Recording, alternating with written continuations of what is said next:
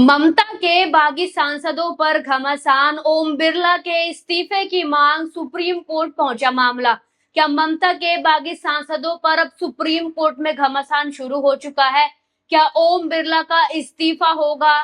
क्या बीजेपी सरकार भी इस पूरे खेल में घिर चुकी है? आखिर अभिषेक बनर्जी ने सुप्रीम कोर्ट का दरवाजा क्यों खटखटाया? इन सभी सवालों का जवाब आपको बताऊंगी एक एक करके, और ये भी दिखाऊंगी कि अभिषेक बनर्जी ने किस तरह से पोल खोली है। इसलिए वीडियो को अंत तक जरूर देखिएगा। नमस्कार, मैं हूं अंजलि यादव और आप देख रहे हैं पीआरबी। बड़ी हेडलाइन आप स्क्रीन पे देखिए। ममता के 20 बागी सांसदों पर बड़ा घमासान, अभिषेक बनर्जी का बनाम ओम बिरला, अब सुप्रीम कोर्ट की बारी। दूसरी हेडलाइन देखिए आप, ओम बिरला पर बड़ा दबाव, 20 बागी सांसदों पर फैसला कब, अभिषेक बनर्जी ने फिर उठाया सवाल। संसद का सत्र खत्म हो गया है, लेकिन संसद के अंदर शुरू हुई सियासी लड़ाई अब अदालत तक पहुंचती दिखाई दे रही है। मामला है तृणमूल कांग्रेस के उन बागी सांसदों का जिन्होंने ममता बनर्जी की पार्टी से अलग होने का ऐलान किया, अलग गुट के तौर पर मान्यता मांगी और एनडीए के साथ खड़े होने की बात कही।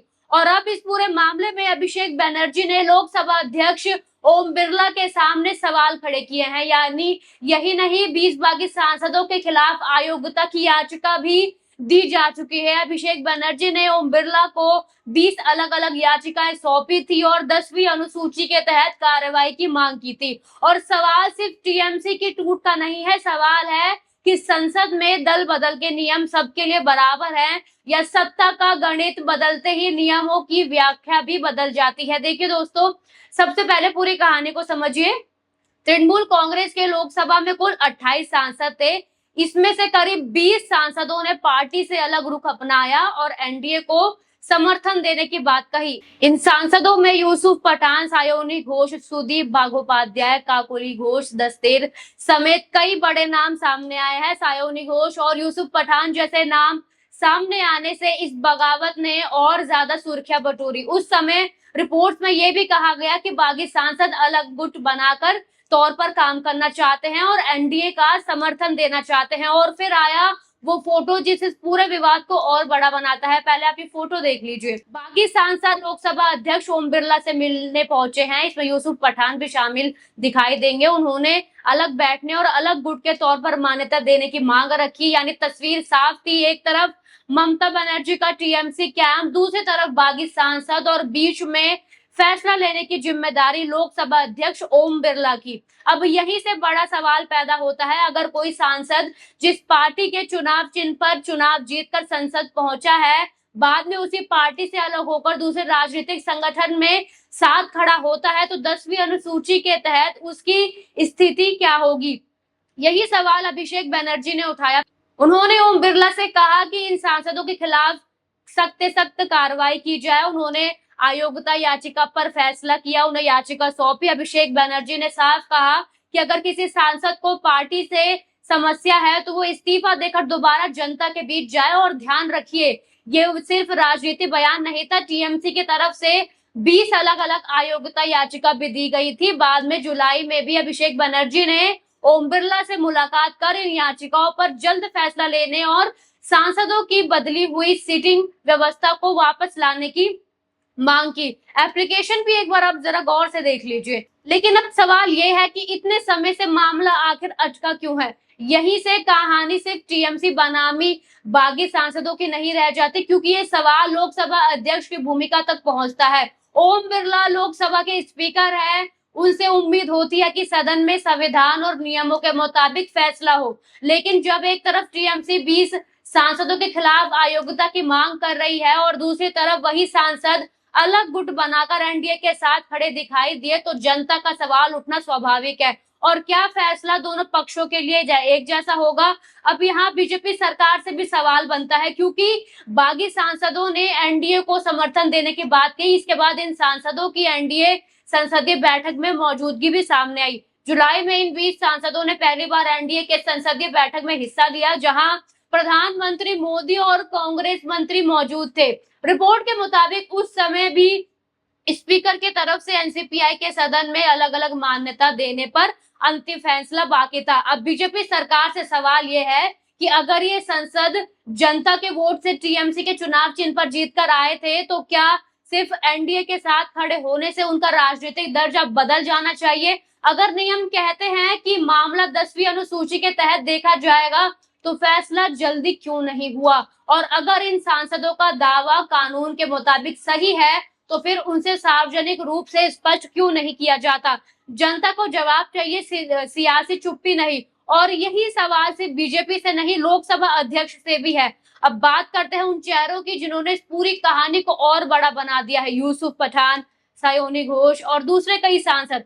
इन नामों को लेकर अलग अलग रिपोर्ट्स में बागी खेमे के साथ होने की बात सामने आई थी। खासकर सायोनी घोष का नाम भी इसलिए भी चर्चा में आया क्योंकि वो ममता बनर्जी और अभिषेक के करीबी नेताओं में मानी जाती थी। लेकिन यहाँ एक जरूरी बात है, इसमें से कुछ नामों को लेकर उस समय राजनीतिक दावे और रिपोर्ट सामने आई थी, इसलिए हर व्यक्ति की स्थिति को उसी समय की रिपोर्ट के आधार पर देखना जरूरी है। यानी टीएमसी के अंदर सिर्फ सांसदों की संख्या नहीं बदल रही, पुराने रिश्ते भी सवालों के घेरे में आ रहे हैं। और दूसरी तरफ ममता बनर्जी, जिस पार्टी को उन्होंने खड़ा किया, जिस पार्टी को चुनाव चिन्ह पर ये सांसद जीतकर संसद पहुंचे, आज उसी पार्टी के सांसद अलग गुट का दावा कर रहे हैं, ममता बनर्जी के साथ धोखा कर रहे हैं। ममता कैंप ने शुरुआत से ही इस अलग गुट को मान्यता देने का विरोध किया।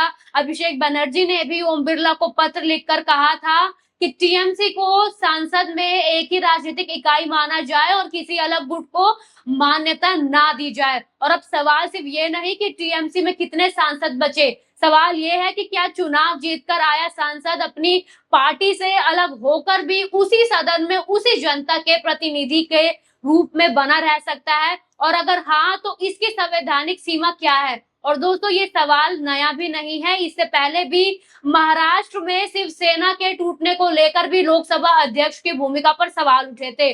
उद्धव ठाकरे गुट के सांसदों से जुड़ा मामला भी स्पीकर कोर्ट तक गया था और स्पीकर की भूमिका से जवाब मांगा गया था। यानी ओम बिरला के सामने टीएमसी का मामला नहीं है, दल बदल और मर्जर को लेकर कई राजनीतिक दलों के मामले ने संवैधानिक सवाल खड़े किए और इसी वजह से टीएमसी का मामला और ज्यादा महत्वपूर्ण हो जाता है। क्योंकि अगर आज किसी पार्टी के सांसदों के अलग होने को लेकर कोई नया नियम तय होता है, तो कल वही नियम किसी दूसरे पार्टी पर भी लागू होगा। और इस पूरी बहस में 10वीं अनुसूची सबसे महत्वपूर्ण हो जाती है, क्योंकि सवाल यही है कि किसी पार्टी के कितने सांसद अलग हो तो उसे वैध मर्जर माना जाएगा। क्या सिर्फ सांसदों की संख्या पर्याप्त है या मूल राजनीतिक पार्टी की सहमति भी जरूरी है? इस कानूनी बहस में वरिष्ठ वकील कपिल सिब्बल ने भी 10वीं अनुसूची की व्याख्या को लेकर सवाल उठाया है। यानी मामला सिर्फ टीएमसी की अंदरूनी लड़ाई का नहीं रह गया, ये सवाल भविष्य में संसद में होने वाले दूसरे राजनीतिक मर्जर पर भी असर डाल सकता है।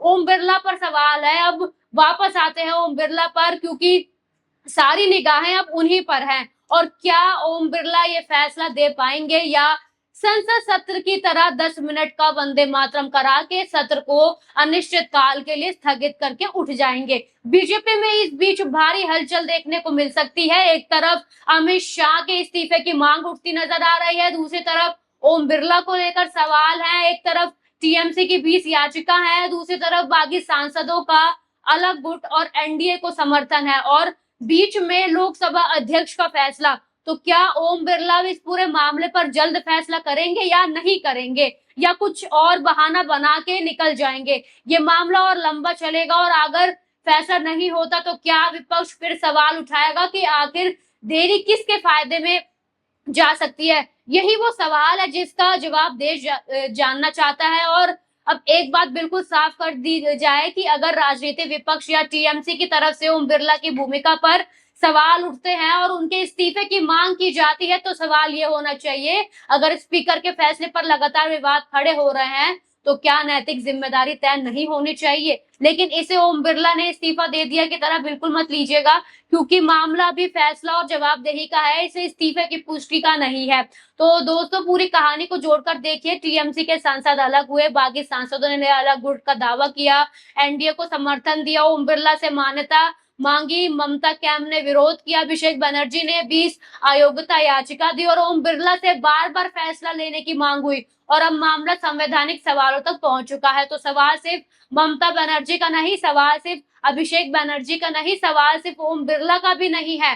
सवाल है, क्या संसद में नियम सत्ता और विपक्ष के हिसाब से अलग अलग होंगे या संविधान की किताब में लिखे नियम सबके लिए एक जैसे रहेंगे? अगर बीजेपी सरकार लोकतंत्र और संविधान की बात करती है तो उसे इन सवालों का जवाब भी देना होगा। भागने से काम नहीं चलेगा, क्योंकि लोकतंत्र सिर्फ चुनाव जीतने का नाम नहीं है। लोकतंत्र का असली इम्तिहान तब होगा जब सत्ता में बैठे लोग से भी सवाल पूछा जाए। और आज सवाल यही है, 20 सांसदों की सदस्यता पर फैसला कब होगा? ओम बिरला क्या फैसला लेंगे या नहीं लेंगे? क्या ओम बिरला का इस्तीफा सुनाई देगा? और क्या इस फैसले से संसद से दल बदल की राजनीति का नया रास्ता खुलेगा? अब देखना होगा कि आगे सुप्रीम कोर्ट और लोकसभा अध्यक्ष की तरफ से क्या कदम उठता है। आपको क्या लगता है, क्या बागी सांसदों की सदस्यता पर फैसला तुरंत होना चाहिए? क्या ओम बिरला को इस मामले में जवाब देना चाहिए? और क्या बीजेपी सरकार को भी इस पूरे मामले पर अपनी स्थिति साफ करनी चाहिए? आप अपनी राय हमें कमेंट सेक्शन में जरूर बताइए। वीडियो पसंद आया हो तो लाइक कीजिए, शेयर कीजिए और चैनल को सब्सक्राइब जरूर कीजिए। धन्यवाद।